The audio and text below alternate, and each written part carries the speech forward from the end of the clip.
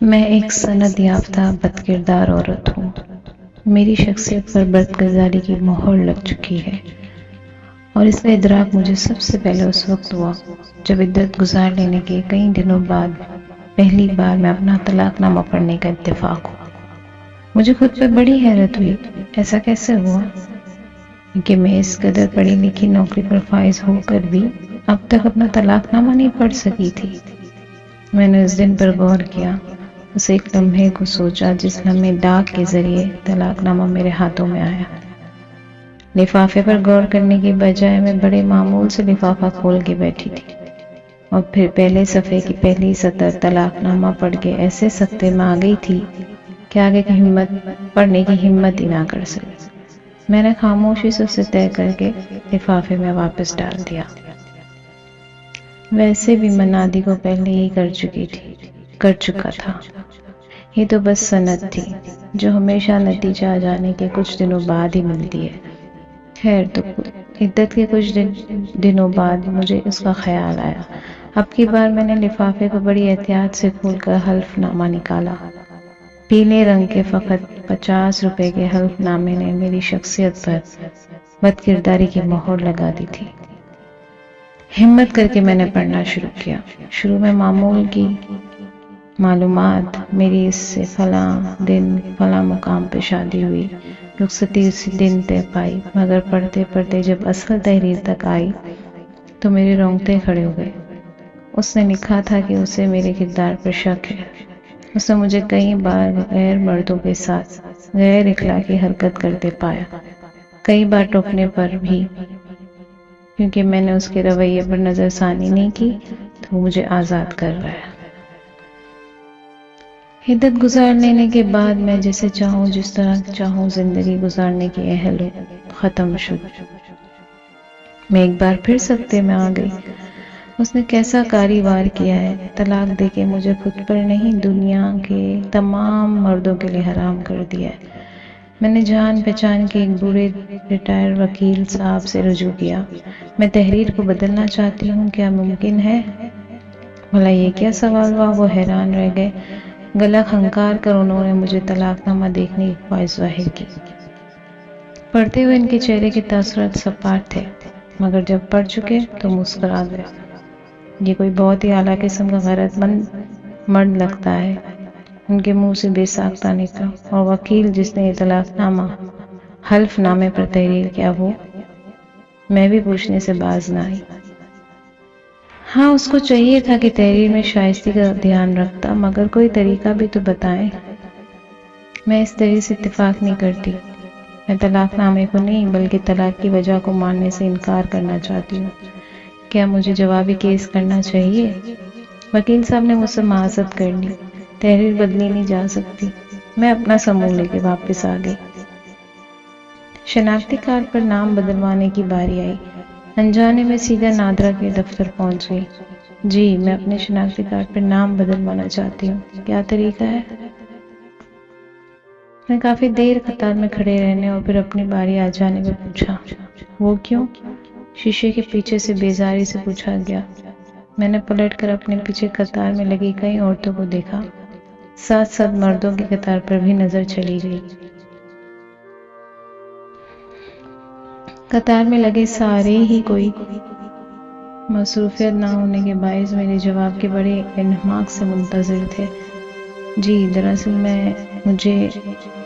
اصل میں یوں ہے کہ مجھے اپنے خاوند کا نام بدل کے والد کا نام شناختی کارڈ میں واپس ڈلوانا ہے۔ محترمہ، یہ کوئی موبائل کا ایزی لوڈ نہیں ہے کہ جیسا دل ہوا اسے کرا لیا۔ اب وجہ بتائیے۔ بیزاری میں جھنجھلاہٹ نمایاں ہو گئی۔ میں نے پھر پیچھے دیکھا، گہری سانس لی۔ مجھے طلاق ہو گئی ہے اس لیے۔ طلاق نامہ دکھائیے۔ ایک ہاتھ شیشے سے باہر آیا۔ میں نے تھوڑا تذبذب کے ساتھ بعد طلاق نامہ پکڑا دیا۔ پہلی سطر میں واضح اعلان کر رہی تھی کہ یہ کیا ہے، مگر اندر بیٹھا شخص بڑی دلجمعی سے حلف نامہ پڑھنے لگا۔ میں اس کی نظروں کا تعاقب کرتی رہی۔ چند معمول کی سطریں اور پھر وہی دھماکہ خیز ماحول، جس تک آتے آتے اس کی دلچسپی بڑھتی گئی۔ اس نے کن آنکھوں سے 2-4 بار مجھے دیکھا، تنزیہ مسکرایا بھی۔ پھر حلف نامہ مجھے پکڑاتا ہوا بولا، اور پہلے تو آپ اپنے سے کونسل کا یونین کونسل سے رجسٹر کروانا ہوگا۔ رجسٹر طلاق نامے کے بعد ہی آپ اپنے سابقہ شوہر کا نام اپنے شناختی کارڈ سے خارج کروا سکتی ہیں۔ اور مجھے چلتا کر دیا گیا، اور پورے راستے مجھے غصہ آتا رہا۔ یہی بات وہ حلف نامہ پڑھے بغیر بھی تو بتا سکتا تھا۔ جب یہ بات تھی کہ سب سے پہلے مجھے یونین کونسل سے رجسٹر طلاق نامہ لانا ہے، تو اسے کیا حق پہنچتا تھا کہ میرے اس قدر ذاتی کاغذ کو دل جمعی سے پڑھے کہ جیسے میں جھوٹ بول رہی ہوں۔ آخر وہ اس کاغذ میں کون سی کمی، کون سی غلطی نکالنا چاہتا تھا، جبکہ اس کا کام ہی رجسٹر طلاق نامے کے بعد شروع ہونا تھا۔ اب پتہ نہیں میرے کردار کے بارے میں کیا کیا سوچتا ہوگا۔ کیا معلوم کھانے کے وقفے میں اپنے کولیگز کو بتاتا پھرے کرتا پھرے جو کرنا ہے اس میں کون سا اس کے پاس میں روز روز آؤں گی۔ دوسرے دن میں پوچھتی تلاشتی یونین کونسل کے دفتر پہنچ گئی۔ کونسلر صاحب کے دفتر میں مختلف کام سر انجام دینے والے میں سے چند ایک نے معلومات لی۔ کوئی عورت اگر کونسل آفس میں کام کرنے بھی تھی تو ڈیوٹی پر نہیں تھی۔ مجھے بآخر ایک مرد کو ہی سب کچھ بتانا پڑا۔ اس کے پاس تمام ضرورت کے کاغذات جمع کرا کے ایک ہفتے بعد مقررہ دن رجسٹر کاغذ لینے پہنچ گئی۔ اب جو دفتر میں داخل ہوئی تو کئی ایک نظروں میں بے باکی دیکھی، دھڑلے سے اپنا جائزہ لیتے ہوئے محسوس کیا۔ ظاہر ہے اب میں ایک معزز شہری کہاں رہی تھی، اب تو میں ایک ایسی عورت تھی جو کسی بھی غیر مرد کے ساتھ غیر اخلاقی حرکت میں ملوث ہونے کے باقاعدہ اجازت نامہ رکھتی تھی۔ میں نے خود کو دلاسا دیا، یہ مستقل بات نہیں ہے، ایک بار شناختی کارڈ بدل جائے پھر میں اپنی زندگی بھر کے لیے آزاد ہو جاؤں گی۔ بہرحال رجسٹر حلف نامہ لے کر واپس نادرہ کے آفس گئی۔ اب کی بار شیشے کے پیچھے کوئی اور مرد بیٹھا تھا۔ پھر سے تمام معلومات لی گئی، پھر سے کاغذات پڑے گئے، تصویر، دستخط، انگوٹھے کے نشان لے کر مجھے فارغ کر دیا گیا۔ جان چھوٹی۔ میں تھوڑی مطمئن ہو گئی۔ کبھی بیٹھے بیٹھے سوچنے لگتی کہ کتنی خوشی ہوگی تو کس قدر فخر سے آج تک میں اپنی تعلیمی اسناد کو دیکھتی رہتی ہوں۔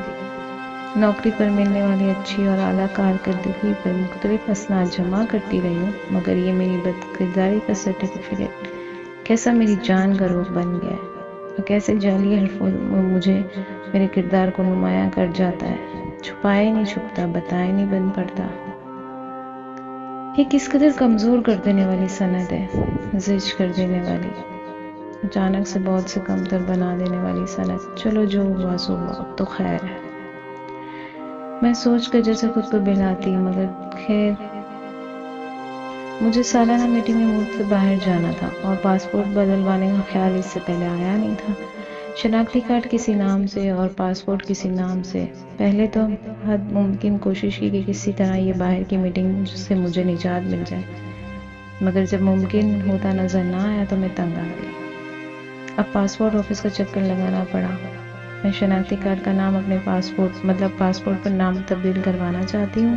میں نے ٹوکن لیتے ہوئے پاسپورٹ آفس کا مقصد بیان کیا اور شناختی کارڈ آگے بڑھا دیا۔ صرف شناختی کارڈ نہیں، باقی کے کاغذات بھی جمع کرائے۔ مجھے ہدایت دی گئی اور ایک بار پھر میرا دل بجھ گیا۔ آخرکار میں نے دل کو ٹوکا۔ میں ایک سند یافتہ بدکردار عورت ہوں، بھلا مجھے عزت بے عزتی سے کیا؟